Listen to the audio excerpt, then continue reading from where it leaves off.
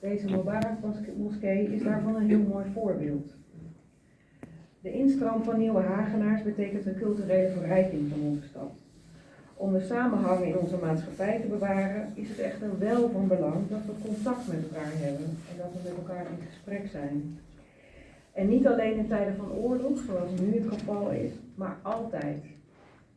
Het gemeentebestuur vindt de dialoog met iedereen dan ook van belang. Wij praten regelmatig met vertegenwoordigers van alle instellingen over wat er leeft in de stad. Over tolerantie, over verdraagzaamheid, maar ook over de maatschappelijke verhoudingen. We leven in een tijd waarin verdeeldheid de boventoon voert en dat we moeten inzien hoe belangrijk het is om elkaar te leren kennen, elkaars verhalen en geschiedenis te begrijpen. Want dit vormt de basis voor wederzijds begrip en verbinding. Dit vormt de basis voor het voorkomen van conflict. Door elkaars verhalen te ontdekken, leren we van elkaars diversiteit en versterken we onze band. Openhartige gesprekken overbruggen verdeeldheid, onthullen emoties en inzichten in unieke uitdagingen. Dialoog doorbreekt vooroordelen en stimuleert respect, acceptatie en samenwerking. De kracht van dialoog creëert positieve verandering en verenigt onze diverse werelden. Den Haag heeft sinds het uitbreken van de oorlog in Oekraïne meer vluchten dan ooit moeten onderbrengen. Dat doen wij met veel liefde, maar het stelt de gemeente ook wel voor extra uitdagingen. Veel vluchtelingen en asielzoekers willen bijvoorbeeld graag snel aan het werk of een opleiding volgen, maar lopen daarbij tegen allerlei wettelijke beperkingen op. Daarom verkennen we de mogelijkheden om juist die belemmeringen weg te nemen. Voor vluchtelingen en asielzoekers om juist aan het werk te gaan en onderdeel uit te maken van onze samenleving. Een ander punt van zorg is de situatie van arbeidsmigranten. Zoals bekend wonen velen van hen in erbarmelijke omstandigheden en vaak is er ronduit sprake van uitbuiting. Ons programma Arbeidsmigranten heeft de ambitie om de woonsituatie van arbeidsmigranten te verbeteren door te handhaven op misstanden en het bieden van fatsoenlijke woonalternatieven. We letten daarbij specifiek op de leefbaarheid in wijken, de woonomstandigheden en de spreiding van mensen. Daarnaast doen we er alles aan wat in onze mogelijkheden ligt om mensenhandel en uitbuiting tegen te gaan. Dit jaar staat in het teken van 160 jaar afschaffing van de slavernij. Ik wil daarom ook stilstaan bij een belangrijke andere migratiebeweging die Den Haag diepgaand heeft beïnvloed. Met name in begin jaren 70. Deze beweging bracht een hele grote groep Surinaams-Hindoestaanse mensen naar onze stad. Het begon met een grote uittocht uit Suriname, waarbij duizenden mensen de zoektocht naar een beter leven elders begonnen. En velen vonden hun weg hier in Den Haag. Op zoek naar nieuwe kansen en een veilig thuis.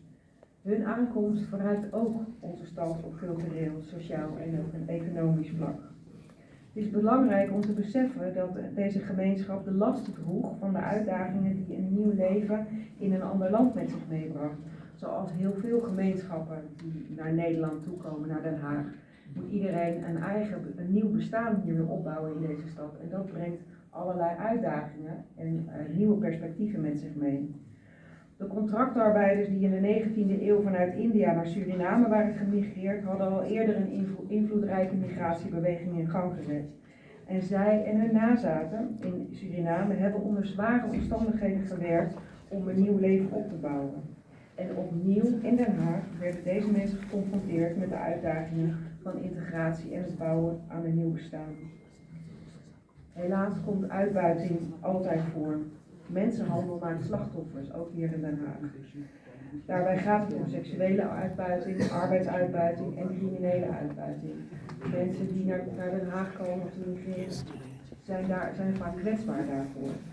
En slachtoffers zijn jonge en kwetsbare mensen, maar vaak ook onder migranten. Samen met onze samenwerkingspartners, bij onder andere de politie en het Openbaar Ministerie, zetten we in op preventie en bestrijding van mensenhandel en het helpen van slachtoffers. Deze vredesconferentie biedt ons de gelegenheid om de rol van migratie en de oorzaken en gevolgen van conflicten te bespreken. Laten we met deze diverse achtergronden, met alle diverse achtergronden en overtuigingen, onze standpunten delen en nadenken over de manieren om vrede te stichten en harmonie in onze Haagse samenleving te bevorderen. Samen kunnen we onze mooie stad Den Haag nog mooier maken. En hoe doen we dat? Door ons in te zetten voor een stad waarin vrede niet alleen de afwezigheid van geweld is, maar ook de aanwezigheid van rechtvaardigheid, van gelijkheid en respect voor alle rechten van alle mensen, met vertrouwen in ons vermogen om dit te bereiken. Het uitgangspunt dat Den Haag van ons allemaal is en dat iedereen een steentje bijdraagt aan de stad van de toekomst. Wij zijn trots op onze stad en hoe we samen met elkaar de stad maken tot de stad wat die is. En het is goed om te zien dat een organisatie zoals het uwe dit doel een warm hart toedraagt. Want Den Haag is een stad vol Hagenaars die van betekenis willen zijn. Voor de stad, voor de wijk en voor een ander. En deze betrokkenheid zie ik ook hier vanavond. Den Haag mag zich de internationale stad van vrede en recht noemen. Dat is een hele eervolle titel. Maar vrede en recht moet er ook zijn voor alle inwoners van onze stad. Die vrede van alle dag begint met de wijze waarop wij hier in Den Haag met elkaar samenleven. En de manier waarop wij ervoor zorgen dat iedereen het recht op zelfontplooiing kan verwezenlijken. En echt mee kan doen en geborgenheid kan vinden in onze stad. Dat geldt ook voor de migranten, die om welke reden dan ook hun weg hebben gevonden naar Den Haag. Ik dank u voor uw aandacht.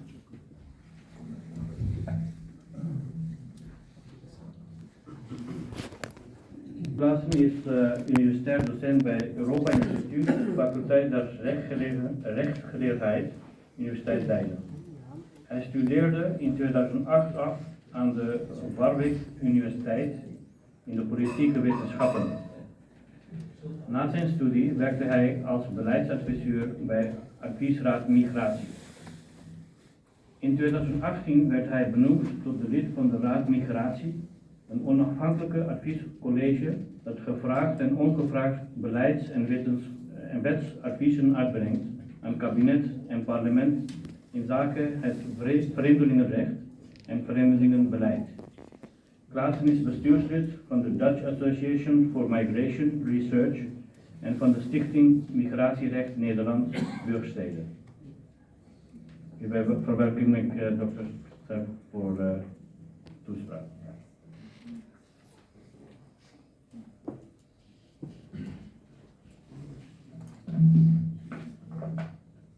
Dank u wel.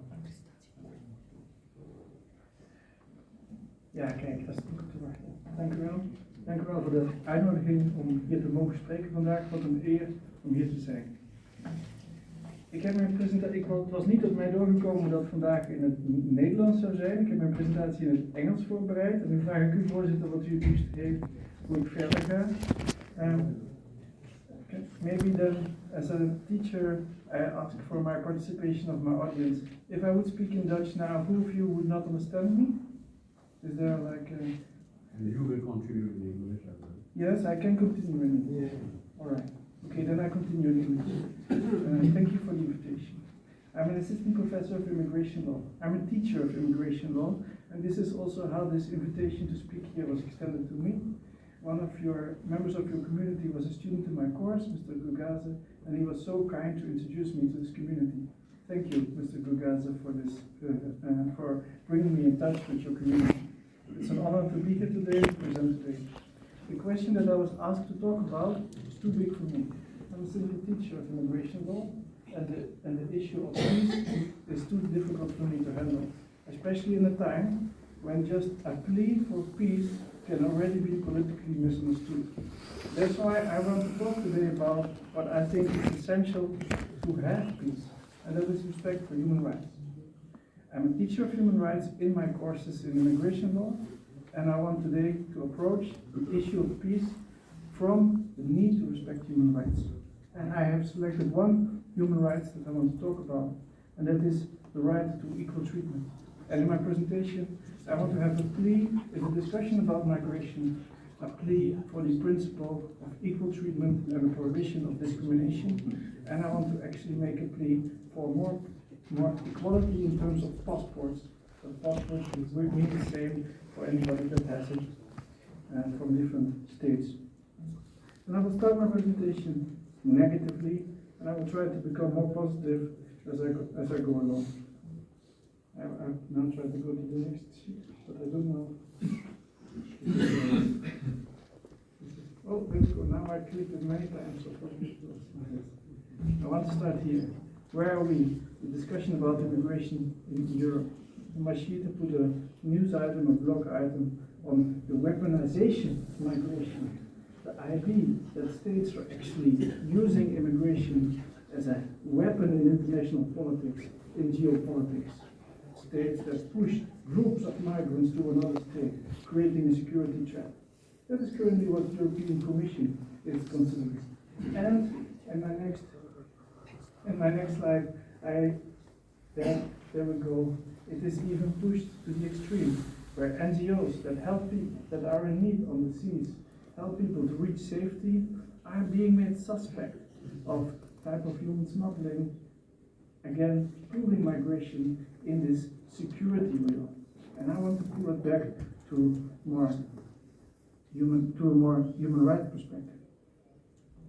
My argument is that in how in the world we treat immigration, the stakes are made way too high. For some, it is so difficult to migrate to another country that people take huge risks to actually move somewhere else to find protection, to find a better life. And for some, that is much easier than for others. Sometimes I go to the next one. Instead of going towards more respect for human rights, it's my observation that we move in the opposite direction, and that we have a type of reflection that we actually go to the opposite, that we are making moving across borders more difficult, making the stake even higher. And I want to warn against that. All right, there we go. I want to move on. I want to discuss today the issue of passport equality. And I have put on my next sheet a map of the world. There we go. Yes, there we go. And on this world map, you see research that was done on how equal we all are in terms of our passports. And we see research done by different academics who made research on how valuable is it to have a passport from different countries in the world. On this world map, you see the more red a country is, the worse it is to have a passport from this state. And how is this measured? By determining how easy it is to travel to another country. And we see that the world is quite unevenly divided there. We see in South America one bright blue spot, actually of the perfect passport. And this example really illustrates what's wrong with how we deal with immigration. Which country is this there? That we see in South America that is bright blue. Anyone take a guess? Sorry? Yes, it's the country number 1 in the world. It is France, actually, if you go there. This is French territory. And that's why this is the only country that is an outlier in this region. France is ranked on the Quality of Nationality Index number 1. It's best to have the French passport. It is easiest to travel with the French passport. That's also Sorry? that's passport also good. Yes, well, that's the Dutch passport is also in the bright blue category. And my argument here is that this actually is a problem, because this makes the pressure from when you're from a red country really high, and it makes it really difficult to travel. And what happens when it's really difficult to travel when you're from one of these red countries? When you come to the country of destination, you are not very inclined to go back. So I call for making migration and moving across borders more normal, to create more equality, to create more equal treatment in how we treat other countries from the world. And my argument is that it will be easier to control migration as well. Because if you let somebody commit these, you can also tell somebody you should leave because you do not have a right to stay here anymore. Make this more normal. But I promise to make my presentation more light. Next slide. Next slide, please. This is the dream of the presenter. And who do we have here? This is Van der Poel, yes. He is the world champion of road bike cycling. He is very special. He's a Dutch national with a Dutch passport. but he did not live one day in his life in the Netherlands. His father was Dutch, his mother was French, so he decided to live in Belgium, straight in the middle. When he was a child, he actually also he is a French citizen because of his mother, a Dutch citizen because of his father, and because he lived his entire childhood in Belgium, he also was a Belgian citizen until he was 18 years old. And then he was forced to choose passports, and he chose the Dutch passport. Thankfully, because now we have a world champion cycling for the first time since a very long time. He was asked in an interview about his nationality situation, and he was asked, "Why are you not Belgian?" It was a Belgian journalist that asked this. He said, "Well, nationality is not really a thing for me." It was not important to him, and that is because he has the 3 nationalities that are bright blue on the map. Would he have had a red nationality, he would for sure have understood the importance of having a blue nationality. And this is illustrated, sadly, this is our first world champion, but he is only because of discriminatory nationality laws. Next sheet, please. There we go. Because in the World Championship of Cycling, this cyclist, who was a favorite to actually become the world champion, was not allowed to participate. Mr. Grimains from Eritrea, where France is number 1 on the list of quality of passports. The Netherlands is somewhere in the top 10. Eritrea is at the straight bottom. This makes it very difficult for nationals of Eritrea, among which the best cyclist in the world, maybe one of the top cyclists in the world, to actually travel to whatever country where he needs a visa from.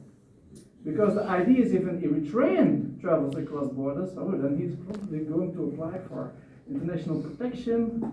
That's why we should be very restrictive in free movement of Eritreans. The World Championship was held in the United Kingdom. The United Kingdom, after Brexit, made a turn to the right and denied repeated visa applications of the entire Eritrean team. And that's why he was not able to participate in the World Championships in Glasgow. At the same World Championship of Cycling, there was the biggest delegation ever from another country that is suffering from a terrible conflict, Ukraine. And the reason for that was that the authorities in the United Kingdom who were organizing the event thought it was very important that, considering this terrible conflict and the suffering of people in Ukraine, all cyclists from Ukraine, whether it is the young cyclists in the youth competitions, in the girls competitions, in the men competition, would be able to participate. And that's why Ukraine, even though they don't have a great cycling history, had the biggest delegation that they ever had in their history in this cycling championships in the United Kingdom. And I'm using this analogy why one cyclist was able to travel and the other is not able to travel as an example of why in sports it is clear. We will understand immediately that we should have equal access to a competition because we want to select who is the best sportsman, not who is the best sportsman of the only countries that are allowed to participate, but the best sportsmen in general. If we look at how mobility is divided across the world, we see already on the map of the top sports that mobility is not very equally divided in the world. If we then look at how, taking this into account, taking that we have an unequal world, and don't have a button to change that, take this into account, when we look at mobility, we see another thing. Next sheet, please. This is really nice. And this is on this sheet, we show the rejection rate of applications for a Schengen visa, that is a visa for short-term stay, to all EU, or to all, I should not say EU, but to all Schengen countries. This is based on data from 2009 till 2021, and it shows the result of all visa applications. Now, for some states that are also third country national and need a visa in the Schengen area, the percentage is very low. One of the countries that is very low, a third state, is the United Kingdom, with a rejection rate of 4.5%. And the reason for that is that mobility is unequally divided. What we see on the sheet here is the rejection rate of the top 6 countries in the top 30 countries that have the most visa applications, of which visa are mostly rejected by the nationals of which country. And if we see here that, for instance, of nationals of Algeria, of all visa applications, 48.2% is rejected. The most common reason to rejecting a visa, except not having a passport or except really formal reasons, is the fear of settlement. And the idea that if we let somebody from this country to enter, then he might not stay, then he might not leave after the visa expires. And then we should reject this visa so this person is not able to travel. This perpetuates inequality. And I think we should think about how, when we think about peace in the world, the topic of today's conference, we should think about how we can make access to mobility more equally divided. Because if we look at this sheet, which we have rejection rates, next sheet please. Here we see statistics on how EU member states are able to return migrants that are no longer have. And what we see is that the countries for which nationals it is really difficult to travel, and restrictions, it's likely your visa application will be rejected, that once they come to an EU member state and they are not allowed to stay, then they are not very likely to comply with the obligation to leave again. And my argument that I'm making in my presentation is we should make mobility more normal. Next sheet, please. And then I will come to my last sheet. And this is actually, I will now go to actually a terrible effect of the way that we deal with mobility. This is a picture of a young woman whose husband, after the Syrian war, moved to Germany. In Germany, he was granted international protection, but not as a refugee. He was granted international protection because of the civil war, and he got a subsidiary status. So he did not get refugee protection. And that's why he was not allowed, after he got his status, to be reunited with his wife. Family reunification was postponed because the German government said we will only allow refugees to be reunited with their wife, and persons with subsidiary protection, we will delay family reunification. His wife had to comply with immigration rules, including the obligation to learn German whilst he was staying in a facility for refugees in Lebanon with her family. And in the newspaper later, the report came that she was really unhappy in the refugee camp. She was living with a large family in a very small home, and the temperatures were really high. She experienced this for one summer, and after she had experienced this for one summer, in the next spring, she told her husband, "I cannot wait for you anymore. I cannot wait to join you in Germany until the Germans finish their immigration proceedings. Instead, I will take the boat and will make the irregular trip to just come by myself, because this red tape is too much for me. I cannot stand one more summer in this really hot small room where I have to stay in." And she took the boat, and the boat went to the bottom of the sea, and she drowned at the sea. And I was hesitating whether I should show this, but it makes really painful what the inequality of passports actually does. Would she have been an American citizen, or a French citizen, a Brazilian citizen, or a Japanese citizen? She could have traveled to Germany without any problem, because her passport would have had a different color on my road map. But she had a Syrian passport, and the German government sought to restrict the right to family reunification for Syrian nationals because they were afraid there were too many people already coming to Germany. And the result of this is now that we have to talk about this. The result of the restriction that is placed here on migration, in this type of family unification, has the effect actually family is no longer existing. And also in the Netherlands we had a discussion that we should limit the right to family unification. And this is often a discussion that is about immigration, the immigration law, and it is technical, but it is about people. And it is about, in my view, how we have unequal access to justice. Justice exists for some, but not for others. And I think that, and this is my argument why I selected this topic for the presentation in this conference, I think that if we would want to grow, to move, and the last question that was for discussion in this conference, and I studied all the questions, and the last question was, what would be the one thing that the speaker would want to do to achieve eternal peace in the world? And I don't think that I can make like a big recommendation, but my plea would be for more equality in this area of law, that our world, with all the colors on the map, would be a bit more equally colored. Thank you for your attention. May I raise a question? My question to you is, okay, first of all, I agree with you about equalities. It's a good dream. We all should be known as global citizens without borders and free traveling.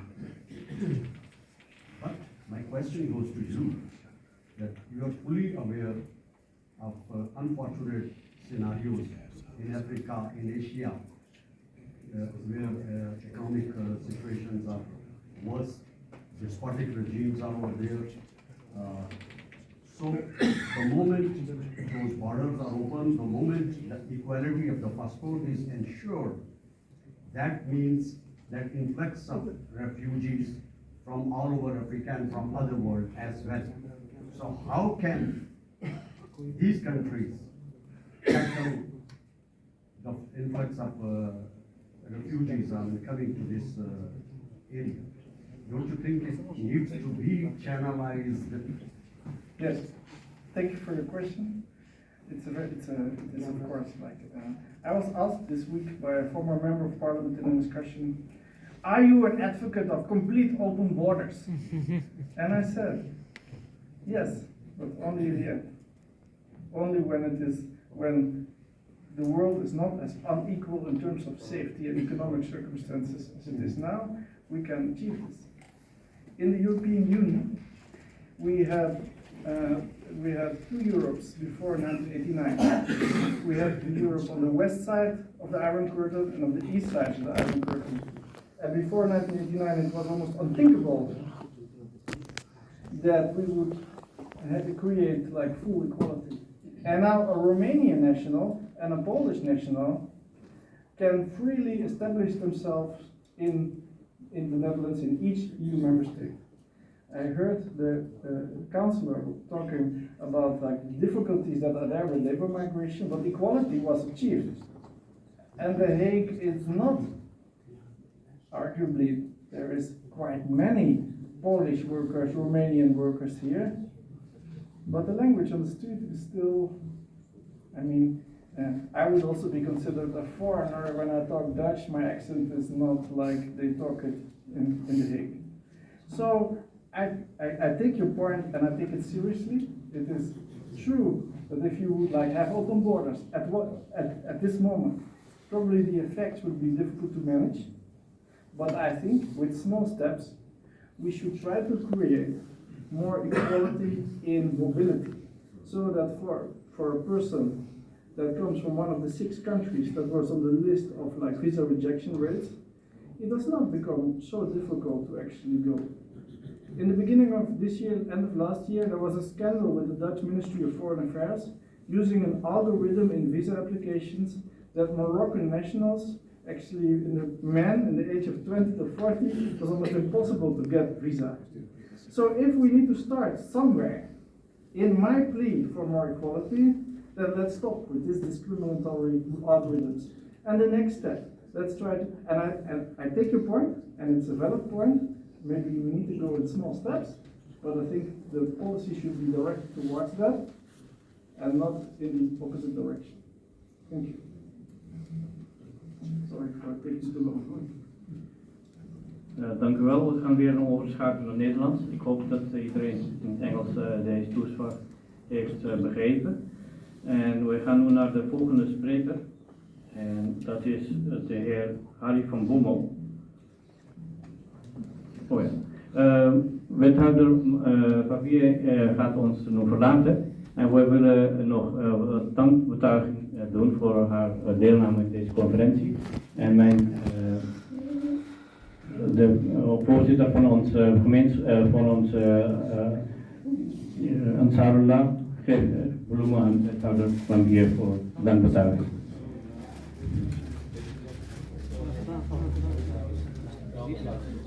Dank u wel. Dank u wel.